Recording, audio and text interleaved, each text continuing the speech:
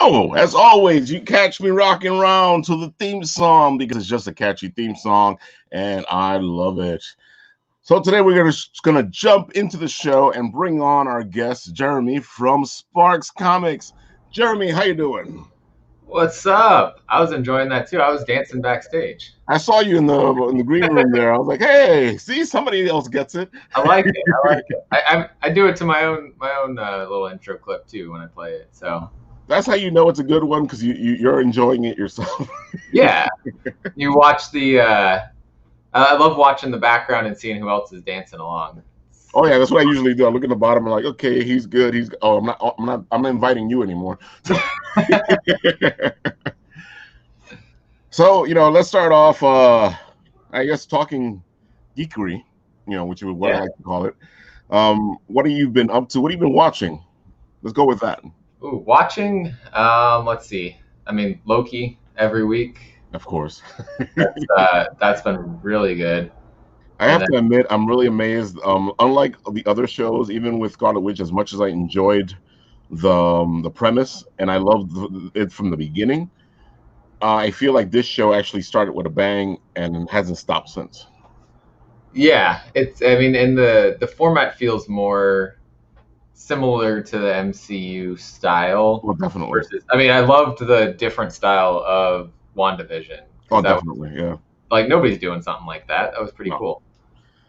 But then this is just yeah, it feels like we're in back to the MCU. I mean, we're about to have Black Widow come out, so it's all coming back. Yeah, it's pretty great. I enjoyed Falcon and the Winter Soldier, but I found the beginning, which is funny because everybody found the beginning of Wanda really slow, but I found the beginning of Falcon and the Winter Soldier really slow. I love the 10-minute chase scene they did in the beginning, but then after that I was like, all right, I know you need to put the exposition and stuff in there. You need to explain what's going on, but you guys are losing me. Yeah, yeah, yeah. I mean, they always got to have a little bit of setup, but yeah, this is less setup, more nonstop action. Oh, definitely. I have to admit, Loki's been out of the three. Loki's my favorite. Wanda was my favorite before, but I find that Loki's my favorite. But I have to admit, I'm a little partial because I love trickster characters. I tend to write a lot of trickster characters, Yeah, so this is just right up my alley.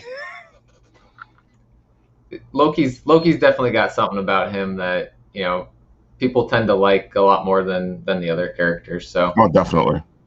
And you can see that because as time has progressed, they've made him more of a hero or an anti-hero than when he first started out. And when you first yeah, saw the first couple of movies, you're like, yeah, this guy's gone after the first movie. We're not going to see him again. yeah. I As did, much as you love him, you're like, hey, you know what they do to villains in these Marvel movies? It's like, okay, bye. yeah, I did like. So we know this guy, this Loki, is the one from what was that after the first Avengers movie, Right. right? Mm-hmm. This is his That's his veering off time. the Oh yeah, timeline. veering off of that timeline. Yeah. Yeah, so he never had the moments that brought Loki to becoming the Exactly. anti-hero, potentially hero kind of person that he was becoming. But then they showed him all of that. And that hit him hard. I gotta admit, that was beautifully done. It hit me hard just Yeah. watching him hit it hard. Yeah. Yeah, and so I think that might give them a reason to say he could become that guy again. Right. That's true. So I like That's what that. you saw. Yeah. You saw that he was being the badass. He was doing all this stuff, and then you saw that he was as he watched what happened to his mother, as they watched what happened, how him and his brother were bonding, you actually Yeah. saw the change come upon him. Yeah. Yeah, he definitely and the way he was acting towards the TVA changed too at that point. Exactly. Yeah. Yeah. I think one of the saddest moments is when he looks at those infinity gems and realizes, oh shit. That moment, I was like, ooh, that was well done. He realized how powerful they were if Exactly. Infinity Gems had no power. Hmm. Yeah.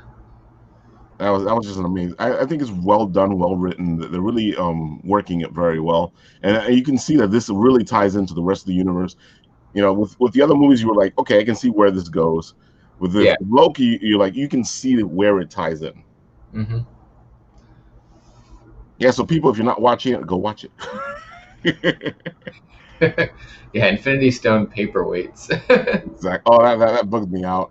That drawer opens up, you see all those infinity. Those are infinity stones. We Yeah, had the same reaction he did. yeah. It's like what? I'll take one of each and get out of here. Exactly. Next time I jump, this should be very interesting. Make his own infinity gauntlet. Ah. Right? I guess you'd Um, have to take them to each of their realities to make them work, though. yeah, that's a good question. Do you have to take them back to their own reality, or can you use them in any reality? Hmm. I I don't like know. the question. Yeah. Oh man. So let's talk a little bit about you, my friend. You sent me a little. Where is it? It's over here. No, it's over here. I have a lot of windows open back here. All right, Jeremy, aka Sparks Comics, runs a YouTube channel with Caroline Comics. I didn't know that. So Yeah. how So did she. you end up partnering up with Caroline? Because I know them. I've been there a couple of times. We've actually interviewed a couple of people at their place. Wait. That Caroline you're Comics. thinking of somebody else potentially. Oh, okay. So wait, where are you based from? I'm in New Orleans. All right, so it's a whole other Caroline Comics. Well, she's in Virginia. Yeah, we have one here in New York. Okay, so this is just the person who that's her Instagram page, and it's called that. So that's funny that there is a comic shop that's called that as well. Yeah, That's it's so funny, and of course, we love comic shops, so I tend to find the little nooks and crannies where I can to see what they have, because it's yeah. always something different for each comic shop. And I know you're a comic shop jumper as well, because that's how you started off with this whole thing, right? Um, I've moved a couple places, and so I was living in Florida for actually my whole life, Right. up until last July. And so I lived in the Tampa area for a while in Florida, and had a shop there for a couple years while I was living there, and then I was in Bradenton, Florida for a year. This was all job, school Right. related, moving around. Had a cool shop there. Had to leave them. Went up to Gainesville, Florida. Had a shop there, and then now I've got a shop here. So I've had that's 4 LCSs, but I'd go to some of the other shops around town, see what they had, and in Bradenton there really was one shop, and then there was one about 30 minutes, 45 minutes away. So it was kind of That was kind of hard, yeah. I had my shop, but they were good. They were also there was half a comic shop, half a Oh, tattoo I've run parlor. into many of those. I know what you're talking about. It's like half of this, half of that. You're like, Yeah, look, it's a comic shop in here. yeah. Which was I was walking up to it for the first time. I was like, "Is this a comic shop?" And yeah, sure enough, whole front area was comics. The back is where they did the tattoos. Pretty cool. Well, that actually makes sense. A tattoo comic shop because it's ink and ink. Yeah, it was Titan Inks and Comics. So Let's that see. We was, have Comics Talk Weekly going, Caroline should work for Caroline's Comics. And Angel is saying, hey guys. And I know that Andrew was saying that Infinity Stone paperweights. What? Oh, some man. wild things going on there. Oh, that's just amazing. As a writer, I love seeing good writing. It bothers me when they go with oh, this just happens, and I'm like, wait, what do you? It doesn't Yeah, just happen. right. Like they got to give a reason why the Tesseract suddenly wouldn't be working. Exactly. you Yeah. know and I feel like they actually dove into it very well. If Mhm. this doesn't work, that doesn't work, we're in a place where none of this works, and you're like, okay, that makes sense to me. Yeah. As ludicrous as I may sound, it makes sense. Exactly. Yeah. Because all you need is some good rules for the world, and that always works for everything, for comics, for movies, for it works to have good rules that you're constantly following, even if the world is ludicrous. As long as you're following your own rules, the audience will be okay. Well, that's a rule in that world, so I can see why that happens. Yeah. Unless someone goes down a real weird path and says the only rule is there are no rules. Exactly. But that's still a rule. Chaos. Yeah. Let's see. So where were we? So you guys interview comic creators and publishers as well as review indie comic books. They've helped spotlight some Kickstarters, Indiegogo comics as well. These interviews and reviews. Jeremy has been a comic reader and collector since 2015. And Yeah. I have to admit, like, I've been doing this for a while, but the Bitten Apple started in 2015, so I feel you, brother. Yeah, the YouTube side of things has only been since last July. Right. I started doing that, but yeah, 2015 got into comics actually because of Agents of Shield. Oh, makes sense. Good show. I'd always been into, Marvel, the movies that were going on there, and then just kind of before that, I had Spider-Man toys, Batman toys, like all that kind of stuff. But never, I never got into reading comics. And then I found out there was a comic that was not, directly related to the show, but it had the characters from the show, and I was really enjoying that. So I said, let me check it out. And then the rabbit hole opened up, and I dove right in. And yeah, got into Marvel right off the bat because that was the main thing I was really into at the time. Once the Marvel Universe brought you in, then it makes sense that you will continue, yeah. Yeah, and then from there, I was telling you backstage, Image I started picking up here and there. Great company. Couple things that I was like, well, let me try something else. And I had a couple DC titles here and there. I think I was reading Green Arrow at one point or Black Canary. Just never really got too into DC though at that time. Right. And then I think for a while I just was like, all right, this is my pool list. And it was kind of set of Marvel books. I didn't really change too much. I'd flip through the catalog here and there and look to see if there's something else. But that had me there for a while. And then I have to give credit to Something's Killing the Children for, I think, kind of making me start looking into other stuff. The comic community. On Instagram, I started, posting stuff there and that stuff. And I think that really pulled me from Marvel into indie. And so I started picking up more titles on the indie side. And then at one point, I think it was probably about 50-50 Marvel indies. And then now it's indies here and Marvel. I got, I think, 4 Marvel titles now. That sounds about right from what I've been hearing about the Marvel and DC books. But it's funny because you have a very great comic journey. It's very organic. It flows and it makes sense the way you came up to where you are now. Yeah, and then like I have Batman on my pull list right now for DC because James Tynion's writing it. And I don't have Joker on my pull list, but I've been picking it up.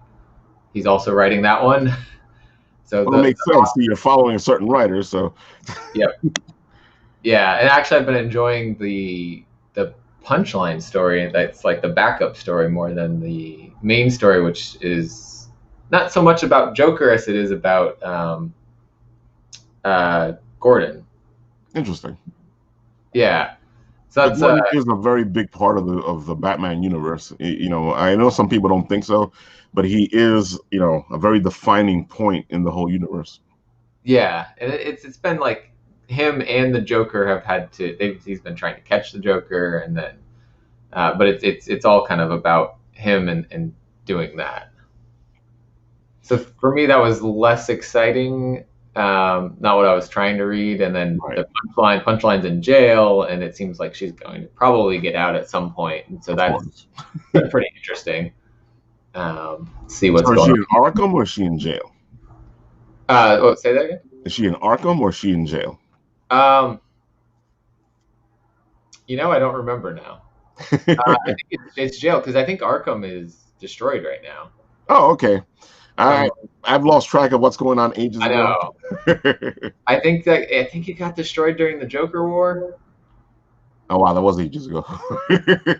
It was like just the other day and ages ago, all at the same time. Exactly. Yeah, because it's funny because I'm the Joker wore away. This was 2-3 years ago. Yeah, Yeah, maybe like someone watching will know for sure though. like you, I started off with Marvel and DC, and they were my big things. And then somewhere down the line, I sat there and I go, I don't know what I don't like and know where the hell they're going. So I was like, okay, that's it. I'm done with this. Yeah, And I didn't collect comics for a long time after that. And then recently, when we started with the Bitten Apple, I've been diving into things, but I've been diving into things more on the independent side of things, and than Marvel and DC. Even though every once in a while I'll pick up a Marvel book or a DC book to see where they are, I just don't like where they're going. yeah. Let me I ask get you this: there. you started recently, so and you've moved on to the independents. Or what do you think is the issue with Marvel and DC right now? I mean, I think there's some good There stories is. in there. Um, like I'm really enjoying the Silk miniseries right now. I've heard good things about it. Yeah, That one's really good. But I think it's kind of how many times can you tell a story about a character and make it new that's true. without repeating ideas? And then they do. I stopped reading Miles Morales when they decided let's do the Clone Saga with Miles. I'm like, we did this with Peter. And it was a bad idea. Yeah. Maybe the first time it happened back in like the hundreds issues, right when we first met Jackal and all of that. Like that was probably okay to have the cloning happening, but the 3 or 4 other times after that, So is that why Ben Riley's the new Spider-Man? Because I just saw that and I was like, what the heck is this? We're I don't back here think again? so. I don't know what happened. I actually remember I read the last Ben Riley series, but I don't remember how that ended or where he ended up. He was in Vegas, I want to say, at one point. Yeah, he was because then there was the whole Doctor Strange damnation thing going on, and like I think Mephisto owned a casino or something and was turning people into demons. I know Something I picked up a Ghost Rider book where Mephisto was on Earth in prison or something, and they were trying to break him back into his own universe so he can take over for somebody else. And I was like, what the heck is going on? Yeah, that sounds about right. That's yeah. Angel here says that Marvel has felt like lazy writing here and there. Okay, I can see that. I've been hearing better and better things about the quality of some of the stories coming out of DC, Me too. especially some of the like not so much the future state stuff that they had done, but some of this new stuff that is new series, those kinds of things that they've rebooted with. But I'm just not as familiar, I think, with the characters, and so I haven't given them that shot. Right. And I'm reading so many things right now that I just I don't have the time to add more I things. feel you. Yeah, I feel you. I'm usually busy with the show or getting guests ready or chasing things around because I'm the one that takes care of all that. So usually I'm like, okay, maybe I got a second to read a book. Yeah, I've got a stack kind of off my table here that's things to catch up on and read, and I'd actually had won some things from Mad Cave, one of the independent publishers. Battle Cats, yeah. Battle Cats. Mm-hmm. So I think it's all the trades for Battle Cats. It was like a Twitter contest thing that they did. So Nice. I'm excited to check that out. I think I actually saw that contest when it popped up. Yeah, and they're like, send us a picture of your Battle Cat or something like that as like an extra chance to win or something. And so I sent a picture of my cat, and maybe that was what did it. I don't know. Well, all cats are battle cats, especially for your non-cat owners. Every single cat's a battle cat. If you don't believe us, watch all those cat videos on the internet. Yeah, we've got the battle scars to prove it, probably. I got a bunch of them, yeah. Oh man. So I like what you do. I like the fact that you're showcasing these independents. A lot of, like we love doing it here on Bit and Apple. We like to like find these books of these creators, and a lot of them are fantastic. They're great stories. I always run into people go, I don't like comics anymore because there's no good stories out there. I'm like, there's good stories out there. It's just that you guys want to stick with Marvel and DC. You I see, knew something was up. What would you say that the indies are doing so well? If an indie writer had one shot to pitch your story, what would grab you? Wow, that is a good question. I like how the AC then said other than cats. There I it would goes. I would say it's the worlds, right? We know the Marvel universe, we know the Yeah. DC universe. They're Hmm. established worlds that creators can only do so much in those worlds Exactly. Hmm. without breaking the world or interacting with another character that they're not allowed to interact with, and so it's a little bit limited on what they can do. I mean, they do some great things with those limits, but you take that same writer, you put them into a world that they created, It frees there's them up. unlimited potential of what Hmm. they can do in that world. And that's what I love. It's just exploring new worlds, exploring new stories. Um, even when they get dark and scary and very very sad, Stray dogs. it was so it was so good, and it hurt so much to read it because you felt connection to the dogs. You felt they wrote it well enough that you wanted to protect the dogs and not let anything bad happen to them. Which is a good sign of a good book. Yeah. Exactly. But just it was one of those books you read it and then you had to sit it down, you had to hug your animal, um, and maybe read a happier comic after. I can feel you because I've had a couple of comics that have knocked me out for a loop, and I was like, let's read something else. Yeah, yeah, I but agree with Angel here. He says there's a lot of great indie stuff going on right now, and then there yeah, is. There's so much that sometimes it's hard for us to keep track of. right, right. And we were talking about that before the Next show, week, where yeah, like how do you figure out what's coming up? yeah, and that's the question. I was going to ask you right now. You got me. You had my mind. Reading How do your you mind. keep That up was with this stuff? How do you, because I know it has to be difficult, and I know what you told me makes a lot of sense. So let's yeah. go. Go ahead. Yeah, so I'll start with what I do every week is looking at the final order cutoff. And so that's not going to catch every publisher, but it catches a lot of them. So the final order cutoff is this date. Here, I can bring up that page too first. So if you're in like the previews website, and you go catalog, final orders due, that tells you what's coming out or what's coming to this cutoff. This will be Monday, June 28th. Right. Lunar has one also for the DC titles, and Hmm. actually Scout Comics is over there for a final order cutoff, and that's usually the day before. It would be on Sunday.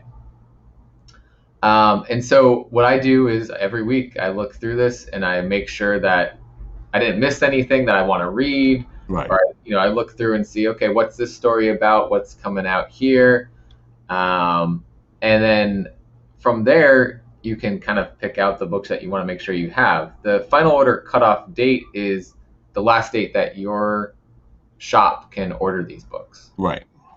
So it's kind of the, if you want to make sure that you do get the book, you order it by that date, because if people start speculating on a story for whatever reason, then on the day that it comes out, it might be more than cover price.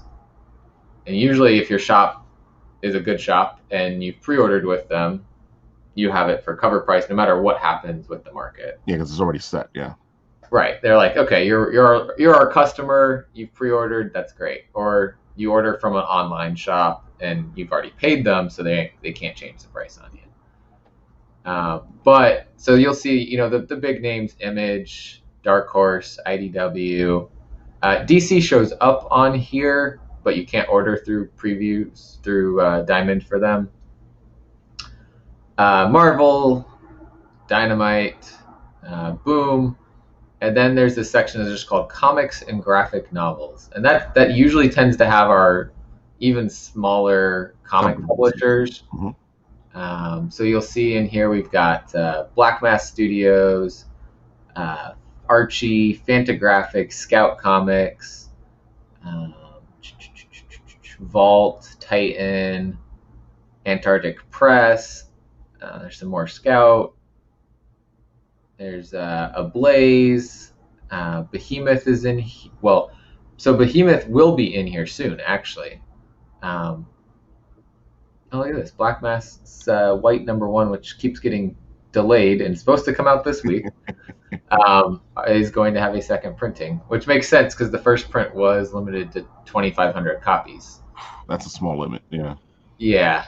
So that's cool. It's good. I'm just looking at this for the first time right now, and I do a show on the channel every week to talk about it and make sure people are aware of what books are on the cutoff. And that's a good thing to do because like we were just saying, it's kind of hard to like, especially if you like a certain book, or maybe you don't even know about the book. Now you can actually go to your comic shop, ask them to bring it in, because I know some comic shops don't like taking too many risks on certain books. But if you do order it from your comic shop, they will bring it in. Exactly. And so this is kind of the first step of what I do, because they add things to the final order cutoff, maybe the week of, sometimes like second printings end up there. Scout usually isn't on the previews diamond final order cutoff, but it is for second prints. So like this one, so that was probably just added within the last week or so, and then they throw it on there so people are aware that it is there. Right. Same with Broken Souls Ballad. That's the Black Caravan imprint of Scout Comics there. But yeah, I go through each week. I go through on a Sunday live on the channel and talk about each of the publishers. But I think the point I like to always highlight is these books here, where people may not be aware of them as much. Mm-hmm.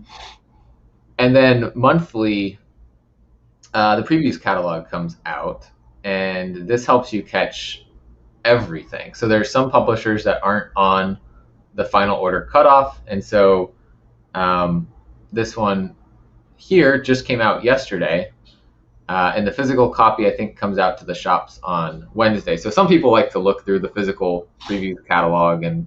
Well, that's how I knew. That's how I know previews. When I was collecting, you used to go to the store and pick up the physical copy. Yeah, and so they've been doing. They'll release the digital version on the Friday before, and then Wednesday it's in the shops. So you could go on right now and you could start looking at the stuff in the July catalog, which will then be the books coming out in September. And so Image, Dark Horse, all of them, same idea. They're going to have their month's worth of books in here. But I think, again, this is where these are the books that will slip through the cracks sometimes. Oh, definitely, yeah. Is the ones down here. Especially like Source Point Press, they're not always on. I don't think they're on final order cutoff. Ablaze is, Aftershock is. Currently, Behemoth isn't, but the next catalog, Behemoth will end up on the final order cutoff. That's good. So yeah, so like that's a super cool thing, and that actually, so we had Nathan, the co-founder of Behemoth, on the channel recently, and we were talking about it. You Promised Me Darkness, the sales figures on that was 55,000 after all prints, first, second, and third, and then MFKZ was 40,000, and so between the two of those, Diamond said, "Oh, hello. Take notice. Take notice. All notice. right, Yeah. you're now in our top 20, 25 publishers. We need you on our final order cutoff list." And so it sucks that that's like, why do they prioritize that, those numbers, when there's publishers that have quality books out there? Like Behemoth was putting out quality before that, and they just didn't get the diamond recognition. And then like Scout still doesn't, but Scout has a deal also with Lunar, and so they're on their final order cutoff. I had the same thing. Like we love Source Point Press here. I actually had a Source Point Press day, Yeah, like 2 or 3 weeks ago, and it's funny because we've kind of grown up together. Because when we first started, we ran into them at a Garden State Comic Fest, and ever since then, it's been like a love relationship. And I like posting them up there because I feel like they're a up and coming company. You just yeah, feel a lot of electricity from them, and they have so many. It's a huge catalog of books they have. Like if you're looking for a company to go support, this is one of those companies that you should, because their catalog is huge. yeah, yeah. Source Point's one that that's when I struggle to catch the books, right? Like I'm telling you, like in the previous catalog is where you have to really just find their section, Exactly. look for it specifically, and then see, okay, which of these books are books that I want to read, because they won't end up on the cutoff. And so there's like a cutoff at the end of the month, usually the day before the next catalog releases, that Right. Source Point, currently Behemoth, Scout, all of these smaller publishers, that is the date that you have to order your books by. Right. And that's 2 months before they come out. So Which the that's a throws. I know that throws some people off. They're like, "What do you mean 2 months?" yeah, Worse before. I remember at a time it was 3 months before the books were coming out. yeah. So I don't know if you've noticed this from Scout. They'll have issue number one come out, and it'll be 2 months before issue number two comes out. And that's because they want shops to see how well received issue number Okay. one is, so that when they get the orders for issue number two, they don't go from, like, let's say a shop orders 100 of issue one, they don't plummet to 20. Right. They want them to sustain the sales because their people read it and say, no, we want to continue reading this book. This is awesome. That's an Uh, interesting way to do it. yeah. So otherwise, they have to order the first three issues or so prior to, um, being able to say whether or not what the response is going to be. Exactly. But I guess maybe that's changed with them going over to Lunar. But I think because they're in Possibly. both catalogs, they're just going to keep that delay. Yeah, but if you guys are into comics, these are the best things to do is find these little things, or even go online because now it's easier to follow things online. I know it's a little harder to follow the independents, but you can. I know Source Point has been showcased in previews for a while now, so you can actually find them in previews. So you'll find their early stuff, and you'll find anytime they like a certain book or certain something. And same thing for a lot of the other ones. A lot of previews is actually beginning to showcase certain independents now, and they may not be Yeah. in the final thing, but they're actually showcasing them now, which is different than before. Yeah, I think that's something that's good that's coming with some changes. Hopefully they get to spotlight more of those. I know with Behemoth, when we're talking to Nathan, he said that, with the new way that it's being done, with them getting on final or cutoff, getting that kind of that spotlight spot into the catalog, they'll have like their own pages. Right. Like, Vault has that now, and I think Aftershock does too. But if you're not in this tier, I guess for Diamond, you just kind of throw in alphabetically into. I got a little sneaky person here. This is my daughter who's celebrating her graduation and being a little too happy about it. Congratulations. Thank you. Thank you. That's great. Yeah, I know. It's one of the beautiful things about being from home is that things happen. No, it's good. It's how life is. And life is life, and we love life. Yeah, exactly. Yeah, because comics is all about life and enjoying everything.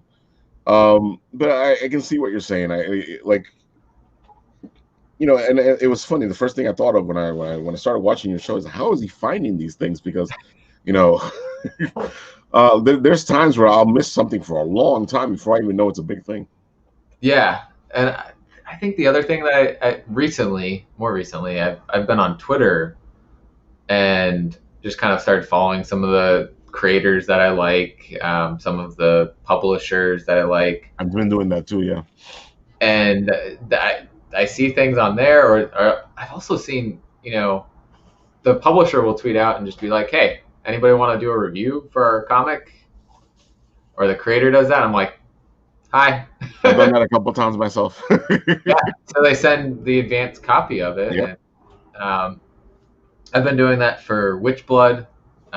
We had Matthew Ehrman and Lisa Sturl on the channel. What was that? It was after or before issue 3. Right. We had them on. I think it was before, and we were talking about issue 3 because we'd gotten to take the sneak peek at it. But yeah, anytime I see him post about it, like, hey, anyone who wants to check it out, I'm like, all right, yeah, I'm here. Send it over here. I got to do that for Good Luck for him also. Love that, absolutely. It's pretty cool getting to do those things. I do actually have something. I think it is Source Point Press that I haven't gotten to look at yet.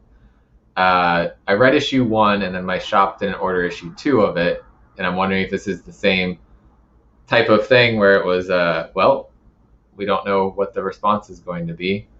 And it was one that I missed, but 20 Fists.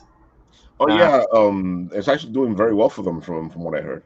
Yeah, I have issue, I think 2 and 3 digitally from the creator, and so I got to sit down and just got to sit and find the time to do all this. But I really liked issue number 1, so I wanted to be able to talk about it and put that out there. If I remember right, I think they did a special Pride cover. I think, if I'm remembering it right. You know, it's been 2 weeks since we had the interviews. Let me see. 25th Pride cover. You might be right. That's ringing a bell. Yes. Okay, I thought so. It was a beautiful cover. That's what I remember. They're at the Ferris wheel, and then 25th. Yeah.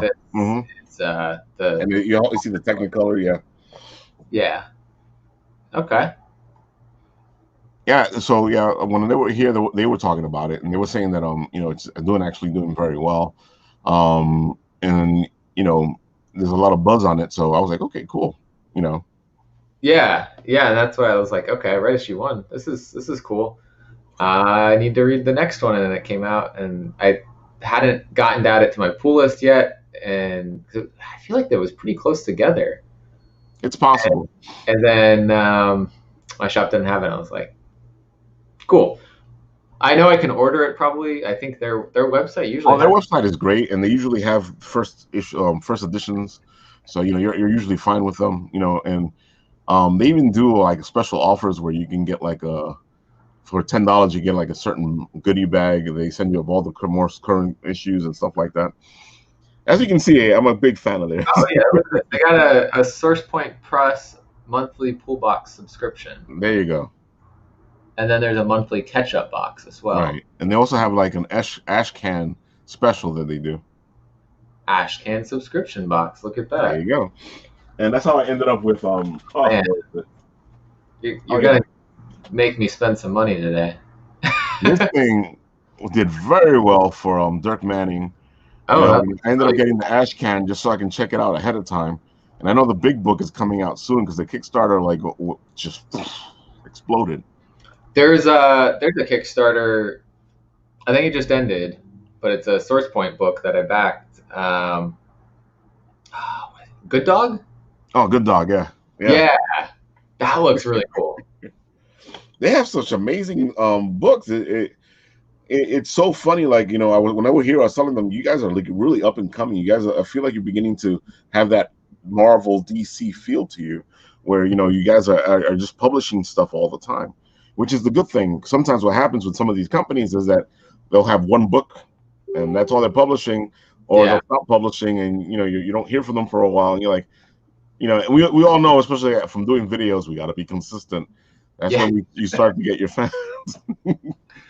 I think Black Mask, they kind of disappeared for a while, right?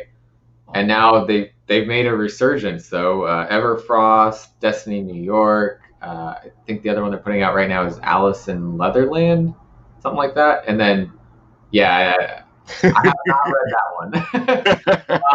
And then White coming coming out next week. So they're Destiny, yeah, Destiny's great. We had Pat Shan on like a couple of weeks ago, and he was talking about all yeah, that stuff. And he oh, just finished doing a great Kickstarter for the book that's related to sure. weed. Yeah, so we actually had him on too. And it was during that Kickstarter time that we had him on. And Destiny New York Volume 5 Just is on is, Kickstarter now, yeah. yep. So we're on the same page there. That's what I'm I saying. I was like, I know I'm gonna like Jeremy. You know, he seems to be handling a lot of the guys we do, and then when every once in a while I'll look at you and go, we need to look for this person. Yeah, there's just there's so many people we want to talk to that we don't get the chance to because time, and we try to only do like one interview a week at most, but there was a period of time where uh, I think I was doing two a week, Caroline was doing one a week, Ooh, that's a because lot. like we would do one together and I was doing Yeah. a second one just because it was something that I was like, I really want to do this, and I did that with a Kickstarter, Dino Thrashers. Matt Coons, Noah Ray, they came on and they were doing that, talking to them. And then I actually had the Matt back on with his co-publisher, who's also the writer of Paranormal Hitman, Brett Murphy. And so we did a second one towards the end of that Kickstarter, and they're just great people. And so I was like, anytime you guys want to come on, like, Oh yeah, man. This is my dream come true when it comes to sitting here and just talking geekery. You yeah, know, it's and it's funny because we decided to start doing the show because we were blocked off from our main source, which is the conventions. And that's where we usually pick up the independents and see who's doing what, what's going what, yeah, which artist is really doing some beautiful stuff out there. And that's what happened. I was actually talking to a lot of the artists and writer friends that I had, and they're like, dude, man, we're stuck with all this stuff we've been creating during the pandemic, and we have nowhere to showcase it. yeah, And that's how the Applebite show came to be, because we were like, all right, come on to the show, tell people what you got, tell them where to find you, because, this is the future of the industry. yeah. Yeah, and it's I'm slightly afraid that like as cons start to come back, less creators are going to be less wanting to go and do it this way as well because they'll be out there seeing people in person. But I also think there is now this established place to do these types of things, to give them that other outlet. Maybe people that can't get to the cons, Right. it's an outlet for them to reach people that way. So I think that's pretty cool that we've been able, over a tragic time period with a pandemic, we've been able to turn some good out of it. I agree, and I feel like it's not going anywhere, especially because the conventions themselves, who have had um, these types of things for their conventions as well, they're going, we're going to keep this as part of our convention, and it makes sense to me because there's times where you want to get into that panel, and there's only a certain amount of people that can get into that room. If Yeah, you showcase your panels, people still want to get into the room, but you can more people can watch it from home. yeah, absolutely. Yeah, let's see what this says. Aha. So, who was your favorite person to interview comic wise? Good question. You want to go first? I got to think Um, I here. have to admit that having Dirk Manning on and talking to him, it's been a blast, and it's always feels like talking to a kindred spirit, especially because he's a writer, I'm a writer, and as writers we always want to talk process, we always want to talk what we're writing, we always want to talk how we're writing, and I like that camaraderie and the back and forth, Hmm. with him, and he's such a cool guy that and a lot of fun, and I think that's what even puts it even out there. It's just he's so much fun to talk to. Man, It's I hard to feel like choose from. I know. I have a couple favorites for different reasons. Well, there Like, you go. when we had Matthew Herman and Lisa Sterl on the channel, like that was just a fun interview. Like we were just having a fun time talking back and forth. And then I found out later, like they also play Dungeons and Dragons, and so now I want to have them back on and just talk about Dungeons and Dragons for a whole hour. See, that happens to me a lot too. Everyone's as soon as you find out somebody that likes Dungeons and Dragons, you're like, "Well, you come back. Let's talk some Yeah, Dungeons and Dragons." yeah. So like, and so yeah, actually, like I saw one of them tweet about that, and I was like, I responded, I was like, man, we screwed up. We should have just been talking about Dungeons and Dragons the whole time. So like that one was really fun. I think the one for me that was just like the wildest that we got this person on the channel was Ross Ritchie from Boom Studios. Right. Like that was just like, really? You want to come on our channel? Okay. Like it was just one of those like, all right, I'm just gonna take a shot, see if he says yes. If he doesn't, And of course, I saw this coming. Shout out yeah, to Travel and Root Beer because yeah. So he's Phil Comic Stock Weekly is also in our game. I had a feeling because you guys seem to have a camaraderie there. Yeah, talking D&D is always valid. Yes. I completely agree. We love talking D&D, especially on the written writ. You know, on Apple Bites, we talk about it every once in a while, but I feel like I alienate certain people. So, Nah, it's always a good thing to talk about. oh, definitely. But I think the one that overall has just been, the best because we built like a relationship with this person was Nathan from Behemoth. And so now, essentially anytime he wants to come on, he'll come on. We'll talk about what's going on with Behemoth, updates, that kind of thing. So we've had him on twice now. We'll probably have him back on at least when they start hitting FOC stuff. He said he wants to hop on the FOC show with me and talk about the books that are going to be on that cutoff. So that's pretty cool. And that Sparks guy? Who's that Sparks guy? You haven't been watching the show. He just said who he is. Come on. We've never met. Well, actually, we have never met in person. That's the best part. Well, that's how it is, man. These days, especially, there's a lot of people that I feel like I know, and then I realize I've never met them in person. Yeah, yeah. Like the whole D&D crew: Lewis, Phil, Travel and Root Beer, Caroline, and then one I have met, Nola Comics. He's down here with me in New Orleans. But the rest of them, we've never met each other, and we're all going to go to Baltimore Comic-Con. So, you guys found a meeting point, yeah. I get to meet, yeah. So that's pretty cool. Excited to go to a bigger con. I've only been to 2 cons actually, and one was recent. I went to Pensacon. It was one of the first ones that in the area had started. Was that one of the pictures you sent me? Yes. Yeah, where I was with Jonathan Hedrick, the writer of The Recount. Yeah, I think that's what it is. Hold on, I'll put it up. I've got the dragon mask. Share screen. Oh, the process back here, so amazing. Yeah, it's funny. I've gotten good at talking while I'm doing this. And you're like, oh, look, man, we're over here talking while Ralph pulls up whatever he needs to pull out. That's great. There we go. Yeah, that right there. So that was cool. Scout Comics was there, and they had Jonathan Hedrick with them, and they also had David Byrne, the writer of Stake, and also co-publisher at Scout. And that is actually who we're interviewing tonight on the channel is David. And there you go. A plug right in there. So check him out tonight. 7 p.m. Eastern time. Yeah. So that's pretty cool. I met him in person, and then we were talking, and I was like, oh yeah, love to come on and do stuff. I did a mini interview with Jonathan right there because he had a Kickstarter that was going to end before we could get him on the channel. So I was like, let's just do a quick interview, tell people about the Kickstarter, and I'll post that and put the link. I like doing that. Yeah, well, we can't put you on the live show, but give me something and we'll put it up.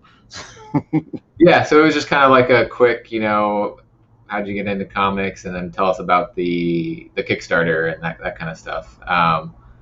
And so eventually we'll have him on the channel because he's great. His comics awesome. Like the recount was so cool. And then the other one I'm holding there, Freak Show Night. That's from Second Sight Publishing, which is another small publisher that is one that's in that bottom section, not on final order, cut off, kind of Right. Okay. That was a one shot, but they've got actually in the catalog this month. It's like a collection of these 3 one shots in the Freak Show world. It's like a zombie world. Okay. So it's Freak Show Night, Freak Show Princess, and Freak Show Kingdom, I think. Or maybe Freak Show Kingdom is a collected title. I can't remember exactly, but so that's pretty cool. Cool story. I only read the one of them because I didn't know about the others previously. And it's another company that I've been talking to. The CEO, Bradley Golden, is going to come on our channel July 5th. Oh, cool. And he wrote a comic that's in the catalog called These Damn Kids. These damn kids. It's creepy. It's creepy. I get it. These damn kids. Okay. Yeah. Yep. Yeah. And the gore that is depicted, and it's like it's black and white, but it's not. It's really good art. That's just me showing off some original art. I put it up because that caught my attention. What is that from? That is from. So I was just saying Freak Show before. This is from Freak Snow. And that was the first title from the Happy Tank imprint of Behemoth Comics. And that's the original. That's an amazing piece right there. You know. Yeah. Original art by Drew Moss for the cover B for the comic. And now it is part of your wall. Displayed on the wall. Hold on, I'll put you up. There. Put you up. There you go. Yeah, there it goes. The posters that Behemoth made, and then this is actually from that Indiegogo I was telling you about beforehand. Right. Dragon Rage. This was not original art, beautiful, but a poster that looks like the original art by David Finch. Just so people can see it, show that it looks amazing. Show the cover. Let me see. Wait. Didn't you have the other one, the color one? Wait, say that again. Didn't you have the color one? Is that the one you're talking about? Because yeah. There you go. Yeah. Oh, that is so freaking beautiful, man. And as soon as you showed it to me before, I was like, wow. Yeah, and they sent me this. This is Dave Philpott and Jimmy Race are the creators and founders of Page One Comics. Mm-hmm. And they sent me this to do a review, and they sent Caroline a copy as well. And so we did a review for them. We talked about it. They actually put that video up on their Indiegogo page, which was just like, I was like, amazing, man. That's so cool. But the art on we got that's amazing and ooh, pretty. But I gotta admit, when you popped it up before, I was like, oh my god, that is beautiful, and it's so D&D for me. I was like, wow. Yeah. Reminds me of Dragonlance. I gotta show you the art on the inside because. All right, sure. Hold on. You think that this, is like, okay, it's a cool cover. The art on the interior isn't gonna be as good as the cover art, and you're wrong. Wow.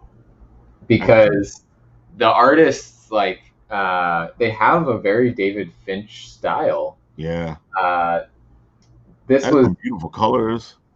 Yeah. And mostly penciled by Jimmy Race, but then they were trying to get a new penciler in as well, Jas Singh, and he's actually, when they do issue 2, he's doing most of the pencils, and they got another guy that's going to do the other part because they decided to do a longer issue number 2. Yeah, looks like we got fans here. That brilliant. Yeah, check them out. That's amazing. They just wrapped up the second chance Indiegogo for issue 1, but they're in process of making the second comic, and once they finish it, they're gonna start the Indiegogo for for the issue second 2. comic. And usually when they do that, you can actually probably pick up the one from that Indiegogo. Yeah, yeah, exactly. They'll be able to, do a republication. But I think because of the response they had on issue 1, and then people were like, "How can I get this still?" They're like, "Let's do a second chance." They did some new covers. David Finch did a second cover. Ooh. Yeah, there was even an opportunity to get a David Finch blank cover. Nice. I couldn't spend the money on it, but it was pretty cool that was an option. Well, So as yeah, a D&D guy, it has my attention already, and I'm looking it up later. yeah, they have a YouTube channel where they'll sometimes stream and show what they're drawing for the book. They also bring on Indiegogo and Kickstarter creators and that kind of thing. See, that's what I love about the community. We're bringing each other up, and I feel like that's how it should be because climbing the ladder by knocking people down doesn't make any sense to me. Exactly. We need each other. We should talk up everybody. Exactly. Yeah, I 100% agree that to hear a comic creating publisher kind of thing, like they're new to doing all that, but they're out there not just putting the name of their comic out there, they're putting the name of all these other comics out there and trying to, like you said, build everybody up. And it's important, yeah. Because sometimes it's funny. People are like, oh, but I don't have any money. I'm like, dude, word of mouth means so much. I don't think you understand how much it means. If you just sat there on your computer and shared to some of these people out there, somebody else might have the money to be able to help them out. Yeah.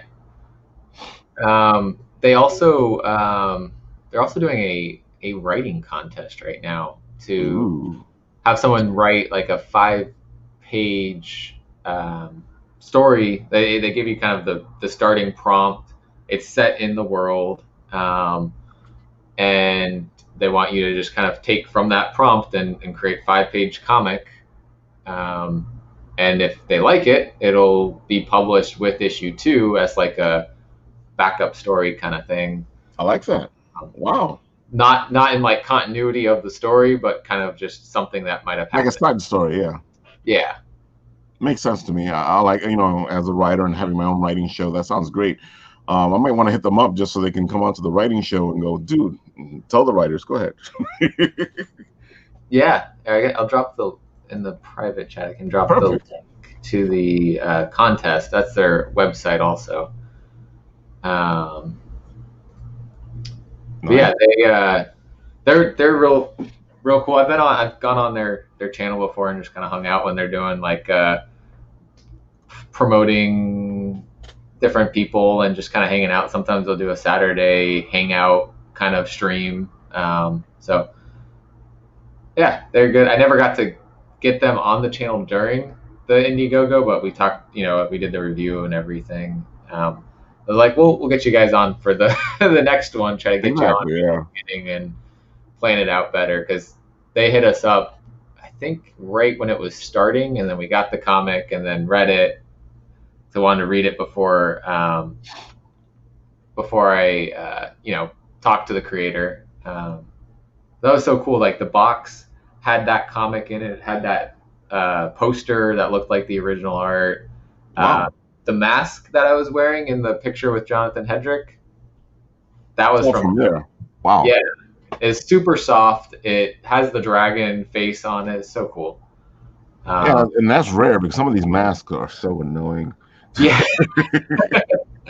Yeah, that's my go-to if I'm going to like, anywhere I guess that dragons are not appropriate, I would wear something else. But everywhere dragons are appropriate. Right. But yeah, it's as like a D&D man, I say that. Oh man. I love what you're doing. I like the fact that you're showcasing all this. When we have Shadow on the Written Writ, he's constantly talking about what you've been showcasing on your show. His picks will usually be something that he goes, oh, Jeremy posted this one up and I started reading it. It's fantastic. You know. He blames me for why he has no money. I can see why, dude. Because if I had somebody in my ear telling me, "Bro, these comics," I'd be in trouble. Yeah. No, I mean I talk about what I pick up each week. I post a new comic book day haul video, that kind of thing, and then this week I decided, after I read them all, I'd also say, what were my favorite reads of the week. That's pretty good. I might try to keep doing that, just because then it's like, okay, there's all these reads, but what were the best ones that you thought this week? But then I realized after I did that, there was um, for some reason, even though I had it on my pull list, I didn't get the Blue Flame #2, Ah, but I've read it. I did an advanced review for it, so I'm like, all right. But I didn't have a physical copy to kind of. I feel you because I get a lot of digitals and I read them, and as much as it's nice to get the digitals, I always love having it in my hand. Yeah, and then Beck Star #2, which is from Mad Cave. Um, I got issue 1 from a sale on Instagram or something, and then I read it and I loved it, and I immediately told my shop that I wanted to put it on my pull list and get it, but it had the issue where we were talking about earlier. It was past its initial order date, and so they didn't order any of issue #2. I don't think they even ordered issue #1 to begin with, which they sometimes skip over. I feel like they sometimes skip over like Mad Cave and I Scout. feel like it too because there's certain stores that I go to that I know they order the independents and they order a certain amount of the independents, even if you know how it is. It's smaller stores they won't do it, but some of the biggest stores will actually order a certain amount of the independents. And if you go and you're there early enough, you're lucky enough to actually buy it off the rack. And I've been doing that with Source Point Press. And then I'll take a picture and go, "Look, guys, your book is here." And I'm like, And it's gone. "Oh, like that, man." That's Yeah, it's so far every time I've gone, especially with the Source Point Press books. Like I'll find one, and I'm like, "Oh my god, I'm lucky," or I'll find 2 or 3, and I'm like, "Okay, this is gonna be gone soon." yeah, yeah. No, I'm usually at my shop at opening unless something's going on with work. I'm usually Wednesday's like a work from home day, Right. which is nice, so I can run over to the shop, get my stuff, go back to work. But sometimes there's something going on, and so I can't get there till a little bit later. But um, usually when I'm there, even like I'll walk through and I'll look. I'm like, all right, this is the one that I know isn't on my pull list because I missed it. Let me look, and then it's not there. I'm like, you guys didn't order Exactly. that. That's when you're like, okay, I gotta go online. I gotta see if I can find it. I gotta. This was one of them. I Oh, I haven't gotten to read it hold on, yet. I'll put it up. Redshift from Scout. I've heard really good Oh, things that looks about it. nice. Yeah. And I haven't gotten to read it yet, but I ordered it from the same place I got the Beck Star Right. for one. So these guys are like my indie kind of like saviors, because they'll go around and buy those types of books from their local shops and then do a little sale.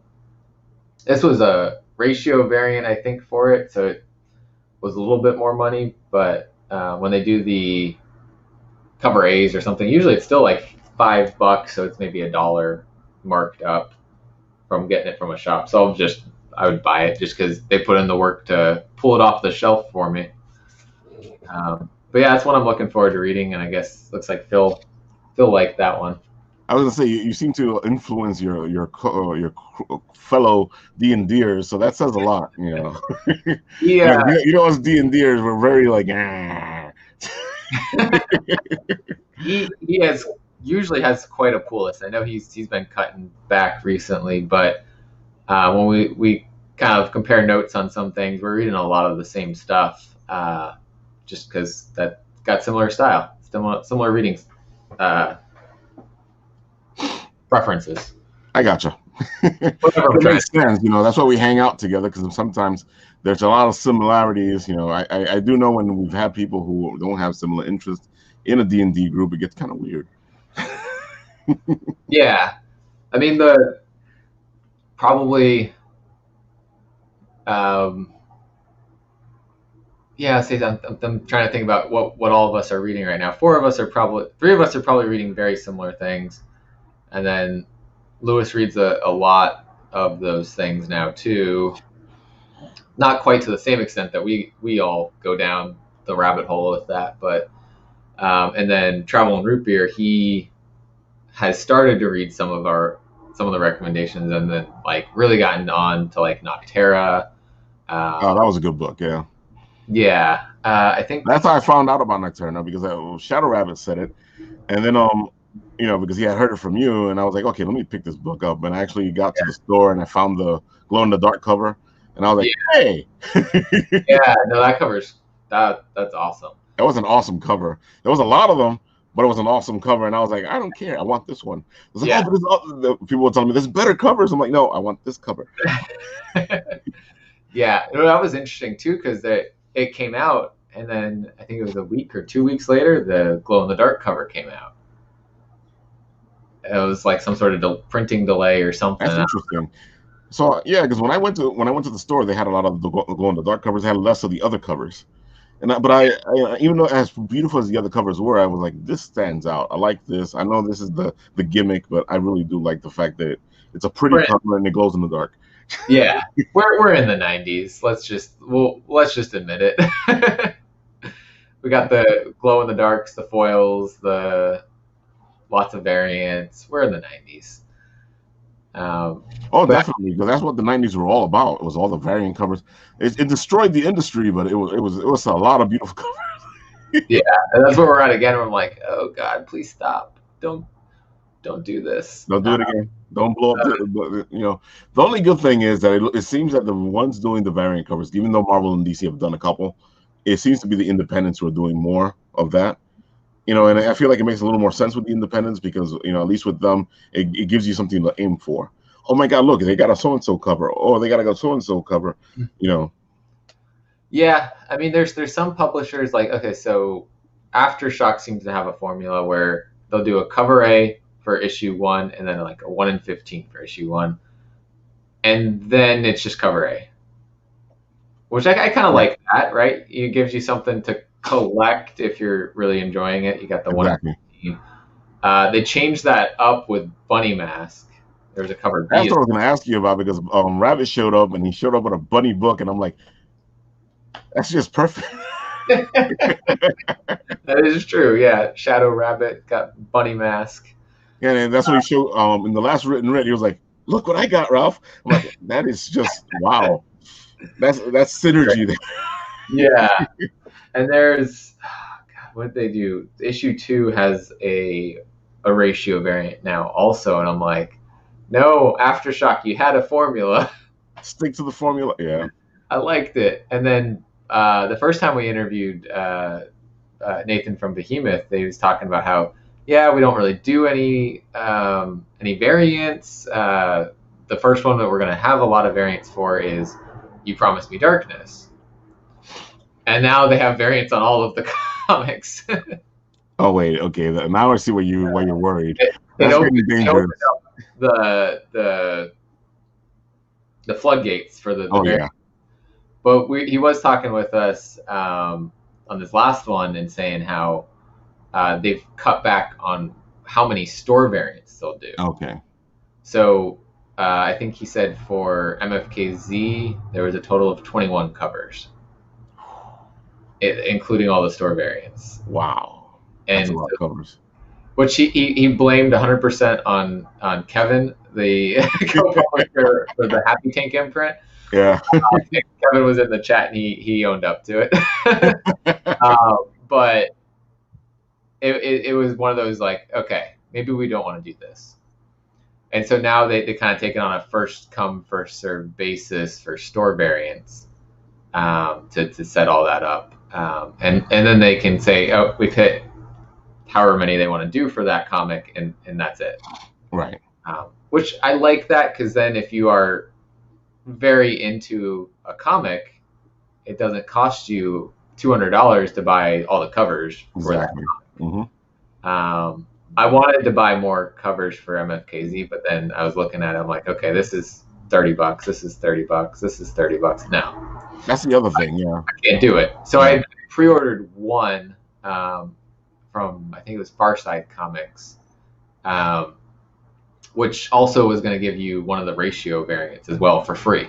Oh, that's good. Okay. So I was like, okay, that's pretty cool. So I did that, and that was the only store variant I got for it. That's a good way to do it. If you get this, you get a variant. That makes sense, and you don't feel so bad paying for, you know. Yeah, and that's cool that they did that too, because it's like, yeah, you're ordering, you're going to get these ratio variants as well because you ordered, let's say, 500 or so. It's not like a Marvel where it's 1,000, Exactly. 3,000, but you're gonna get what would that be? They do 1 in 10s and 1 in 5s. That's you're gonna get like 51 in 10s, right? Yeah. So that I like that they're like, okay, let's just give those out. Maybe it's built into the cost somewhere, but I like it. I like it too. Sounds good. Yeah, that was a pretty cool thing that they were doing. Sorry, I was getting a message. Might actually be pretty cool. I won't be able to show this yet, but we're actually looking at changing the name of the channel because I started the channel as kind of myself. Okay, people, we got a special thing happening here. Yeah. Okay. Oh, dang. So from setting up interviews and talking with this creator, Damien and I have just kind of become friends talking through Instagram. Oh, cool. And I asked him if he would be able to create a new logo for the new name change, and he did, and I'm looking at it right now, and it's amazing. I can tell by the way you're looking at it. I know that look. That's that look when I see a beautiful comic cover, when I see something amazing in art, and I'm like,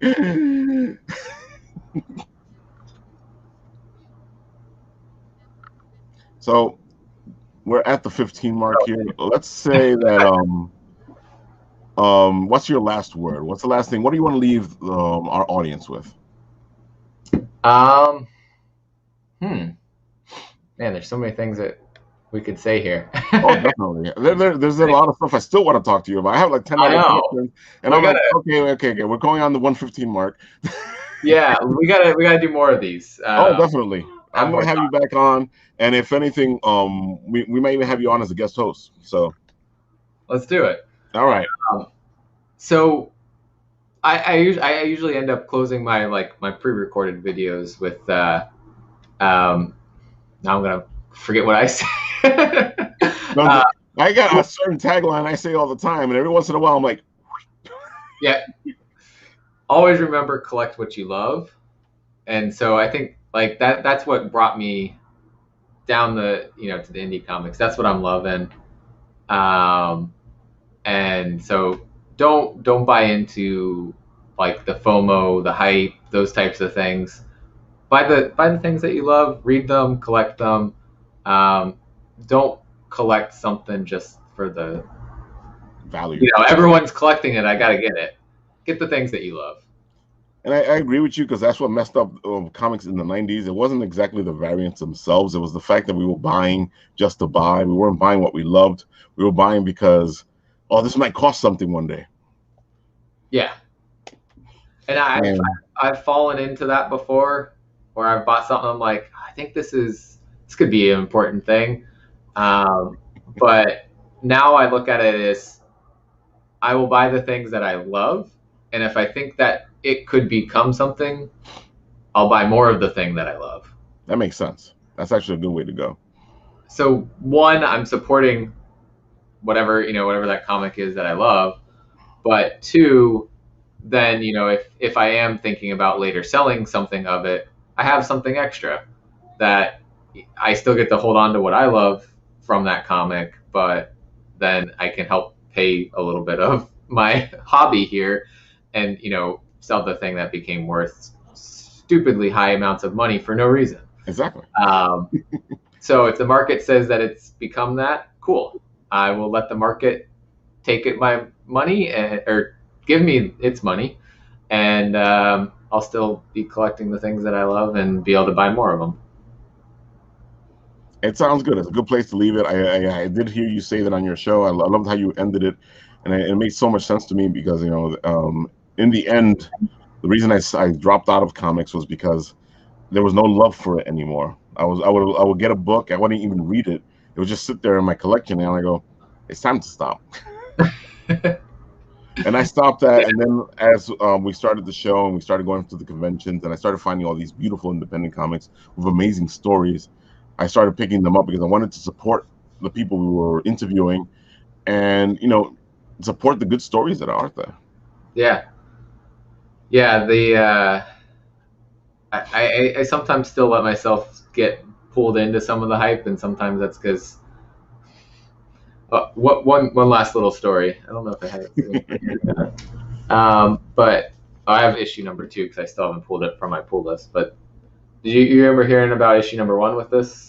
Oh yeah, I remember hearing about issue number 1. Yeah, It was like the first appearance of the guy from Iron Man 3 or something like that. right, Apparently, I put this on my pull list like a long time ago right. because it was supposed to come out last summer, but the pandemic delayed it all the way to this summer.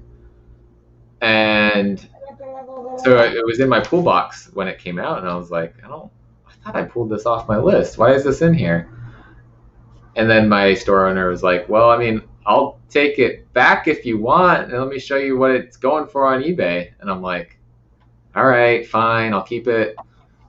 I still haven't read it. I'm like, so See, that's the feeling I know. That's exactly what I'm talking about. Yeah, yeah, so I let myself get pulled into it recently, and then issue 2 came out like 2 weeks later. And I was like, what? it's kind of So quick. I gotta tell them no more. Stop. I haven't read it. I'm not gonna probably get into it. Just stop giving it to me.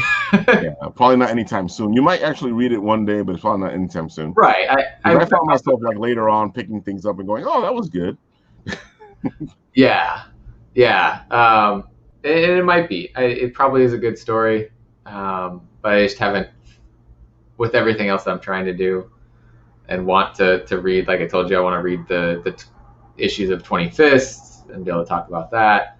I got 2 more books to read from Second Sight Publishing to do advanced Right. reviews on. I feel like there's something else I have digitally that I got to check out too, and I'm like, that can wait.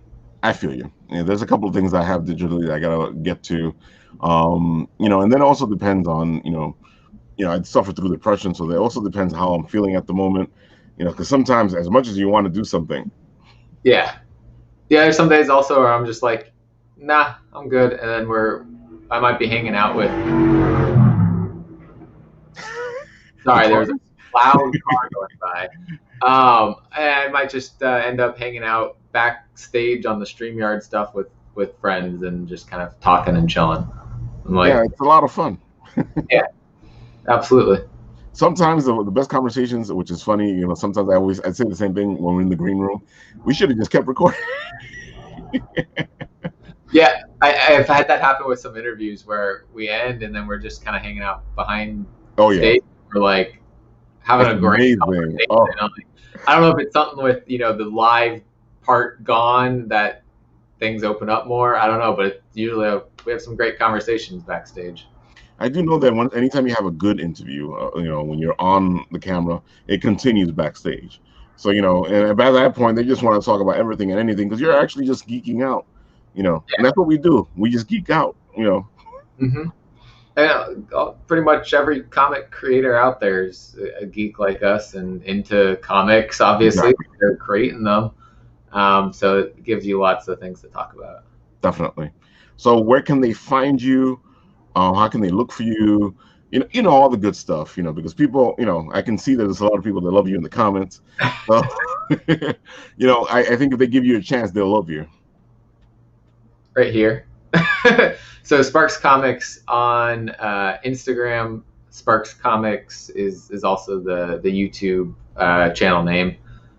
For right now, change coming in the future, but probably not in the next couple days. We're gonna Yeah, it roll it takes a out. while to roll that stuff out. Yeah. Now got a new logo, so that was the first step. And but yeah, Sparks Comics, Instagram, YouTube, um, Twitter also. Yeah, I'm over there on Twitter. Same Trying to here. think, am I anywhere else? I don't think so. Spotify. We did start taking some of the interviews and taking the audio and putting them out there, but haven't really advertised it yet. We've gotten a couple listens just off of random people finding it, I guess. Right. But I think Spotify and wherever else. I think Anchor is what I've been using, wherever it sends it to. And of course, we can't forget where you got to hear you guys. Here on YouTube. There goes your your YouTube page over there. Yeah. Because that's where all your interviews and stuff end up posted. Do you actually use the live things from Instagram, Facebook, and Instagram and Facebook? Right now, we just stream straight to YouTube, StreamYard to YouTube. I don't have a Facebook for this. I've been thinking about streaming to Twitch. Some other channels have been doing That's where that. everybody's going now. All my friends are like, "Dude, Ralph, you got to move your show to Twitch." Yeah, which I have a Twitch account, so it probably isn't too hard to link it and set that up. So maybe in the future, just to see what happens, see if we get more people following, watching. But yeah, otherwise that's about it tonight. We've got David Byrne, writer of Stake, co-publisher at Scout Comics, on the channel at 7 p.m. Eastern, and then tomorrow I do my weekly Final Order cutoff show at, what time is that? 2 p.m. Eastern. You actually have 2 shows tonight, right? Is that what I read, or did I read it wrong? Was that for yesterday? I think I only have one tonight. Hopefully I'll have one tonight. It could be possible I read it wrong, so. Oh, were you talking about what was showing up on the page? It was on your Instagram page, yeah. Oh, the Instagram, I think one of them was what I was posting about. Okay, so 2 shows. Makes sense, Ralph. He's on your show too. I took the image that you had posted, and I saw that one, yeah. Eating the apple. That was good. I was like, there you go. Somebody gets it. And then and then I reposted about, because this was the one that got rescheduled because of some technical difficulties and there you go. That's what computer failure. So that was on Thursday. So we posted that was happening again tonight. That's what I read. There we go. Yeah, there we go. Guys, check them out tonight. Sparks Comics. Good interview going on at 7 Eastern. And of course, I'm happy you have enjoyed this. We'll have Jeremy back on soon because it was a pleasure talking to him. Absolutely. And for that, I just say, take a bite out of the apple before the apple takes a bite out of you, because we will bite you.